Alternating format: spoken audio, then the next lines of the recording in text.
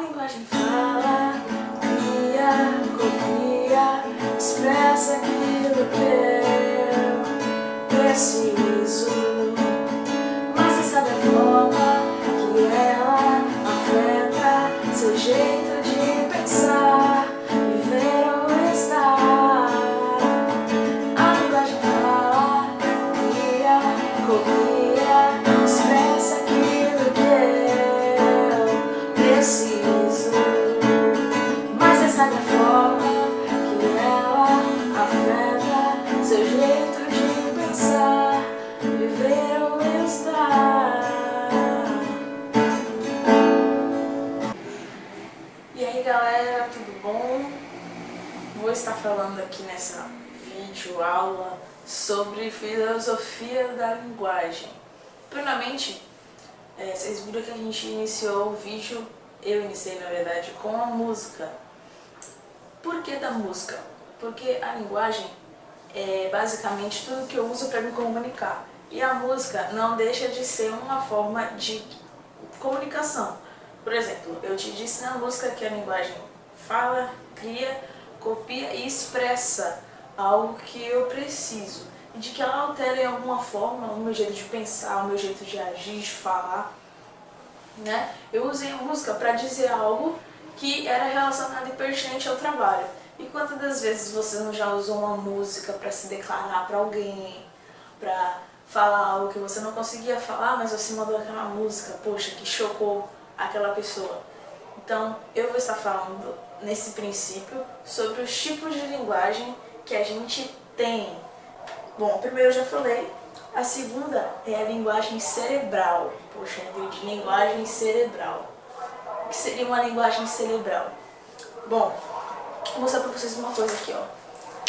No meu caderno, eu fiz um mapa mental sobre o meu tema, filosofia da linguagem, para me direcionar para os meus estudos. Quando eu faço esse mapa mental aqui tem palavras-chave ou títulos-chave que eu bato o olho e falo, poxa, eu preciso estudar sobre isso. Se eu falo que ela tem vários tipos de linguagem, eu sei que eu vou ter que estudar todos os tipos de linguagem para poder apresentar. Então eu não preciso ir muito longe. Já outra coisa é a dividida por tópico. Espero que dê para enxergar que está dividida por tópico. Eu dividi por tópico para me ajudar na apresentação. Então, se eu leio aqui, ó, musical, 2 pontos, música, barrinha, explicar a letra, eu sei que daqui, quando eu leio isso, o meu cérebro automaticamente lembra daquilo que eu estudei. Então, não deixa de ser uma linguagem verbal, uma linguagem escrita, mas ela não escreve tudo. Então, o meu cérebro, essa linguagem tem a capacidade de mexer com o nosso cérebro para que ele lembre daquilo que nós estudamos, daquilo que nós vimos, para que não tenha algo muito extenso, né? Então, é também um tipo de linguagem. Outro tipo de linguagem é a linguagem visual. Olha só. Bom, galera, tô aqui numa sorveteria para mostrar para vocês que a linguagem, como eu já tinha falado, ela não precisa necessariamente ser falada ou escrita. Então, vou mostrar pra vocês algumas coisinhas que a gente tem espalhado aqui na decoração da sorveteria. Olha só. Eu tenho aqui 2 taças e tenho ali sorvete numa cestinha com confete, com canudinho waffle, tudo mais. Tenho 3 fotos e nada escrito. Não necessariamente a gente precisa escrever algo para dizer algo a alguém. Essas fotos estando aqui, eu não preciso escrever vende-se essa taça aqui, ou vende-se banana split sundae, vende-se sorvete de massa aqui. As pessoas, quando olharem, elas vão bater o olho e vão falar, poxa, eu quero um sorvete igual aquele, faz um sorvete daquele para mim. O maneiro da linguagem visual, essa linguagem que não precisa de nada escrito, é que cada um pode interpretar de uma certa maneira. Então é um leque de opções, é um leque de coisas que despertam algo em você. Eu olhar para esse sorvete me despertou uma profunda vontade de tomar um sorvete igual. Eu tenho certeza que para algumas pessoas que assistiram também despertou uma certa vontade de tomar sorvete agora. Mas Por exemplo, se eu mando um emoji de coração no Facebook ou no WhatsApp, isso pode despertar um certo tipo de sentimento em uma pessoa e outro certo tipo de sentimento em outra. É muito relativo. A parte que eu vejo e que eu não tenho nada escrito para explicar o que é aquilo, me faz deduzir muitas coisas, me faz sentir outras coisas também. Outro exemplo de linguagem visual são as pinturas rupestres. Pinturas rupestres eram aquelas pinturas que os homens faziam nas cavernas para mostrar coisas do cotidiano deles, para mostrar coisas que aconteciam na história. Vou mostrar para vocês, ó. Isso são fotos de pinturas rupestres, né? Muitas coisas que a gente sabe hoje em história, muitas coisas que a gente aprende hoje na escola, são resultados de estudos dessas pinturas. Ou seja, muito antes de algo ser escrito, antes era desenhado. E isso não deixa de ser uma linguagem. Outro tipo de linguagem é a linguagem simbolista. É aquela linguagem que é através de símbolos ou através de sinais. A linguagem através de símbolos, olha só. Esse símbolo aqui é um símbolo muito comum. A gente vê muito ele. Que é o símbolo de proibido fumar. Eu não preciso escrever proibido fumar. Só a simbologia já me mostra que eu não posso fumar naquele local. Então, se eu enxergar um sinal desse, mesmo que não tenha nada escrito, eu olho e falo, poxa, eu não posso fumar aqui. E a linguagem de sinais, olha só. Essa aqui é uma mulher falando em libras. Ela está se comunicando com alguém que é surdo através de sinais. Ou seja, os sinais que ela está fazendo, para nós não entendemos. Mas para alguém que necessita de uma acessibilidade, ela consegue transmitir a mensagem que nós estamos dando, que propagandas eleitorais, propagandas, enfim, em geral, programas, querem passar para o público e querem que alcance a todos. Então eles usam esse tipo de linguagem também. Outro tipo de linguagem é a linguagem sensitiva.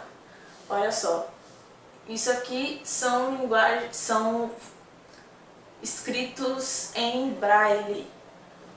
Nós, passando a mão sobre esse braille, nós não conseguiríamos ler nada. Mas um cego certamente consegue ler em braille perfeitamente. E o que ele usa? Os sentidos. Ele usa o tato para isso. Então ele consegue sentir os pontinhos e ele consegue ler como nós lemos. Então também é outro tipo. Outra linguagem também que é pouco conhecida da maioria é a linguagem de programação. Olha só, estou com meu computador aqui, abri meu navegador, onde eu pesquiso as coisas, entro no Facebook, coisas banais que todo mundo vê. Aí eu aperto o seguinte botão, apertei F12. Apareceu uma telinha aqui do lado, que provavelmente não dá pra filmar, eu vou mostrar aí na imagem, nesse print, olha só. Você tá vendo aí que nós temos vários códigos, várias palavras.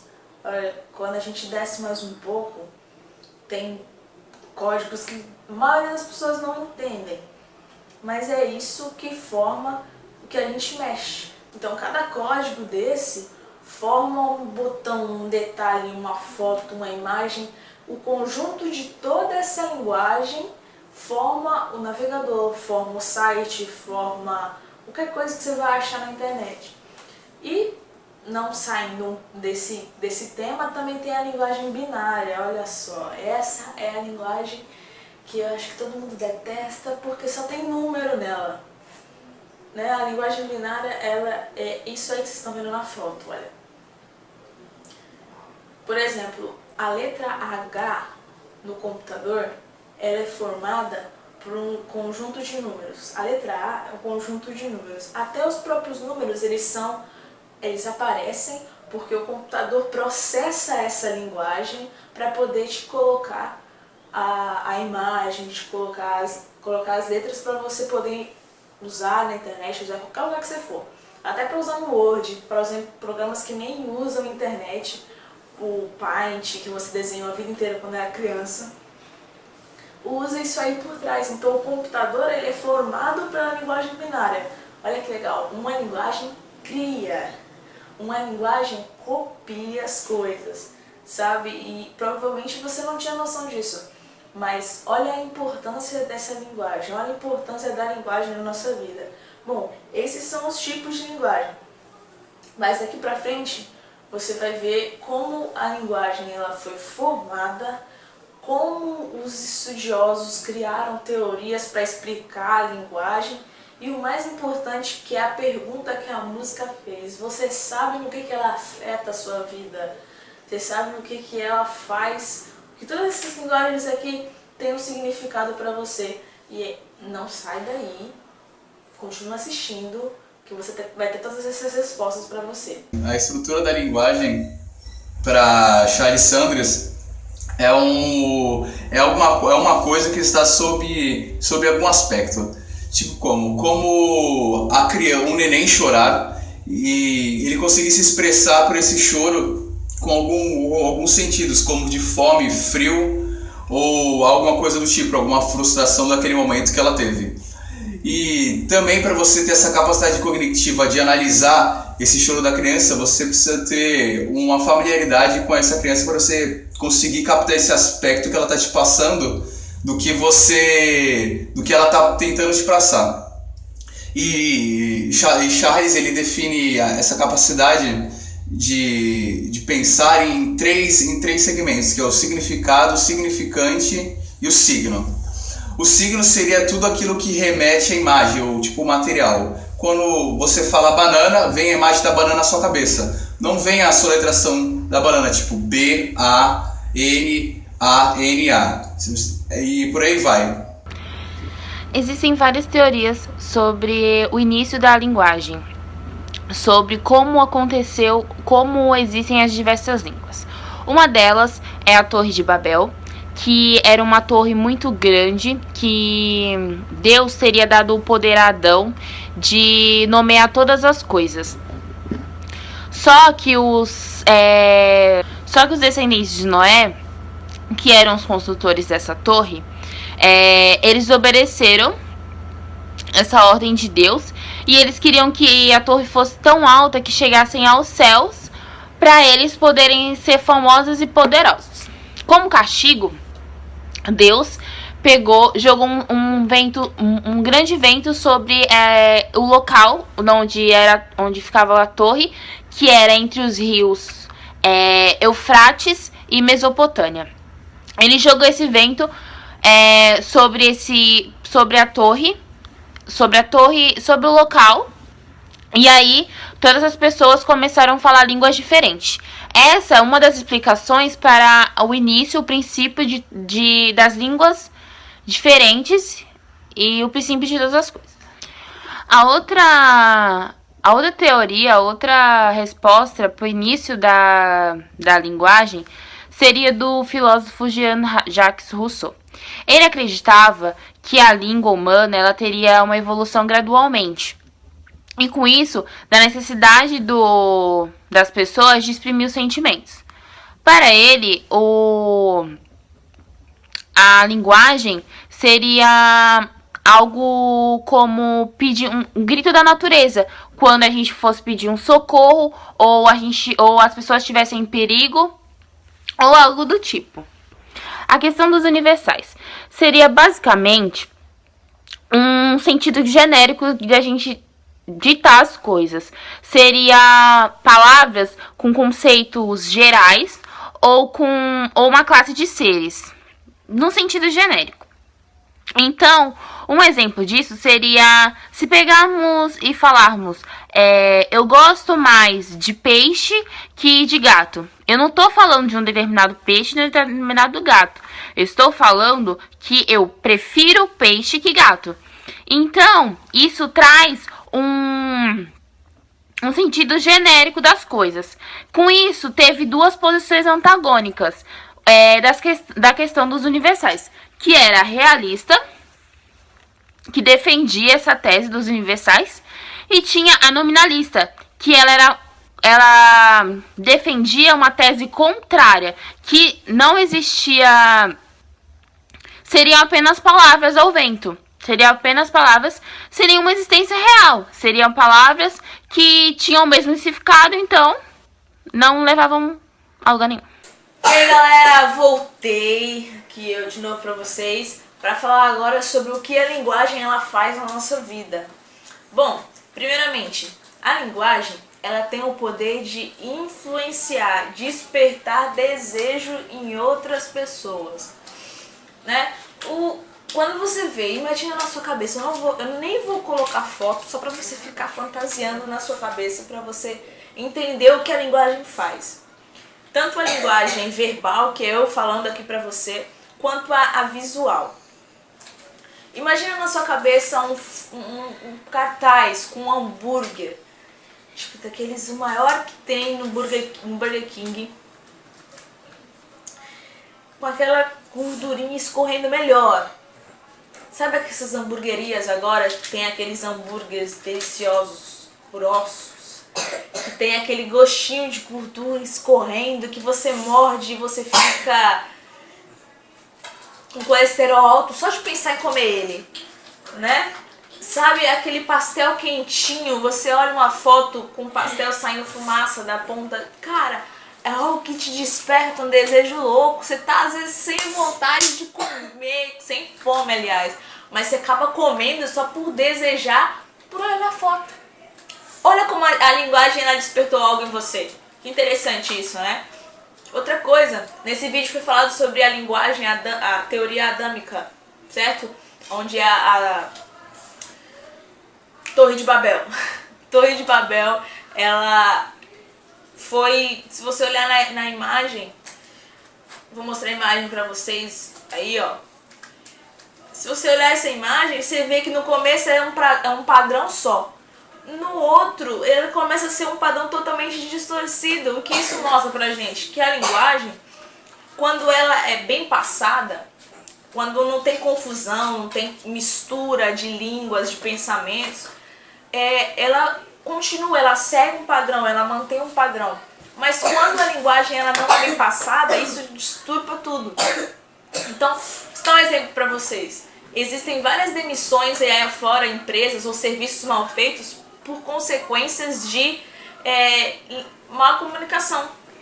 Então, se eu passo uma ordem errada para o meu subordinado, ele não faz direito, eu acabo, e às vezes a culpa sobra para ele, coitado. Porque a culpa pensam que a culpa é dele, mas na verdade a culpa é minha, que sou engenheira, vai. Sabe, que passei a ordem errada, então foi uma falha de comunicação, um distúrbio na minha linguagem para com ele, que gerou essa demissão, essa falha. A empresa, sei lá, pode ter um apagão na rede elétrica, porque foi a falha de linguagem de uma pessoa. Olha que louco, né? A linguagem, ela também produz cultura. Então, olha só. O ser humano, ele é o único ser na Terra capaz de produzir cultura. Mas como ele produz essa cultura? Através da linguagem. Através de qualquer linguagem. Pode ver que, se você vê um surdo e mudo daqui do Brasil, e se você vê um surdo e mudo na Argentina, eles vão ter hábitos diferentes. Quem foi que ensinou isso pra eles? Mesmo eles não sabendo falar, não conseguindo escutar, mas de alguma maneira, ou em libras, ou em coisas visuais que eles enxergam, de alguma maneira alguém transmitiu costumes para ele, alguém transmitiu valores, alguém transmitiu educação, alguém transmitiu a cultura daquele país, daquela determinada região para ele. E por que a gente, na filosofia, a gente estuda a linguagem? Qual é esse encontro entre a linguagem e a filosofia? Você deve estar perguntando, poxa, já escutei um monte de linguagem lá, já aprendi que tem várias linguagens, já aprendi que é através de signos, já vi as teorias de como as linguagens surgiram, mas para que eu vou estudar isso na minha vida? É para você entender que a filosofia, ela estuda tudo que mexe com o ser humano. Então a filosofia, ela busca saber sobre isso para mostrar essa realidade, para mostrar o que isso pode te causar na sua vida, para mostrar que a linguagem pode tirar talvez uma alienação que você tenha. Um professor explicando algo através de qualquer linguagem vai tirar talvez uma alienação que você tenha. Então, A filosofia busca isso para te mostrar como absorver esse ramo filosófico para usar com algo que você queira, ou abrir seus olhos, porque talvez você pode estar sendo manipulado por alguém através da linguagem e você nem saiba. Então é isso. Eu espero que vocês tenham aprendido.